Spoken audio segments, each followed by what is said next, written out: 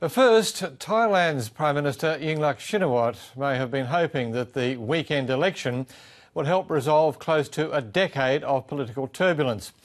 Instead, her country is now on the brink of political paralysis.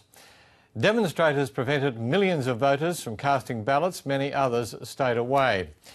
Anti-government protesters are on the march again, threatening to disrupt any further voting, and court challenges designed to toss out the Prime Minister are on foot. Correspondent Norman Hermont is in Bangkok. Norm, just how real now is the prospect of judicial intervention? How would the voters of Thailand react to having the decision about who is in government taken out of their hands by the courts rather than by a democratic vote? Well, this does really put Thailand's Elections Commission in a very difficult position, Jim, because essentially they're faced with what they're now calling an incomplete election because of the fact that voting was unable to be taken place in so many parts of the country. So now, as you've mentioned, there's this prospect of perhaps judicial intervention in the months ahead as legal challenges come to this vote. And certainly those who support the government of Yingluck Shinawatra and the Pheu Thai party, they will be watching that very carefully because this is a road they know very well. Don't forget there have been two previous parties that are aligned with Thaksin Shinawatra that have been dissolved by the courts. There's been a previous prime minister who was in a pro-Thaksin Shinawatra party who was stripped of office by the courts, so they are very sensitive about judicial decisions. Is there any sign of activity on the streets today? Is there any sign of ramping up of those protests, either pro or anti-government?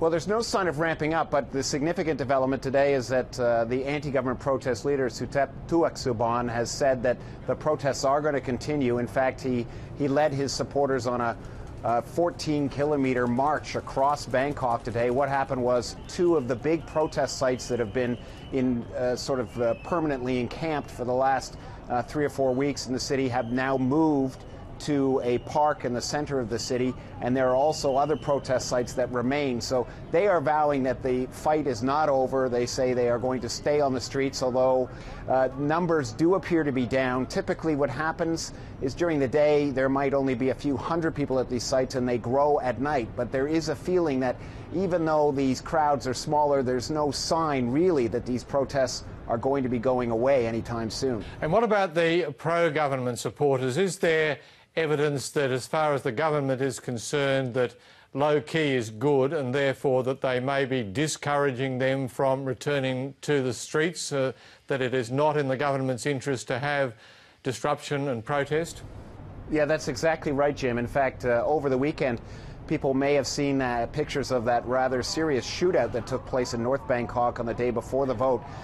The red leader, the so-called red shirt leader, Ko T, who was believed to be responsible for gathering that crowd, what we've heard is that the red shirt leadership are very unhappy with him because that is exactly the kind of confrontation the red shirts don't want. They have been taking a hands-off approach, and that is simply because there is some fear from senior people in the red shirt movement that if they do move aggressively, that might give the army the excuse it needs to step in and perhaps even see another coup. So there has been a very much hands-off approach by the red shirt leaders and, of course, by the government of Yingluck Shinawatra.